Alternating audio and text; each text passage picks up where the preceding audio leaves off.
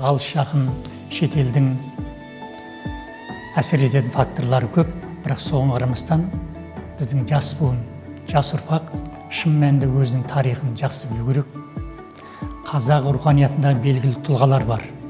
Ұлт дамуына, болашаққа қызмет еткен, солардың шығармашылық мұраларымен жіті танысып, өздерін осы бағытқа мықтап табан тіреулері керек.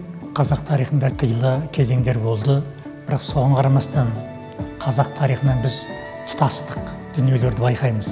Бұл жерде адамзаттық белгілеріміз, ерекшеліктеріміз, соның тұсында тарихымыз, танымымыз, дүние танымымыз, дін, ар, иман мәселелері бәрі бар.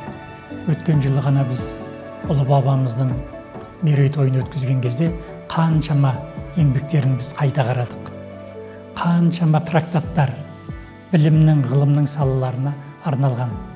Осылардың қай-қайсында да біздің тарихымыз, дәстүріміз, дүниетанымымыз, дінімізге кең орын беріледі. Осылардың қай-қайсысы да адамның бойынан табылса, шын мәнінде ізгілікті қоғамға, жасампаз өмірге ұмтылыс еселеп артар еді. Ел басқарған белгілі тұлғалар, болмаса оқыған алашшыл белгілі тұлғалардың халықтың тарихын байытуға, қоғамға дамуына, елдің үрдістеріне өз үлестерін қосты. Бұл бағыт бүгінде жалғасып келе жатыр. Біз тәуелсіздікке осылай жеттік. Мұны тәуелсіздіктің толғаулары деген кезде бізге осындай талайғы тарихтың ізі, бедері есімізге түседі.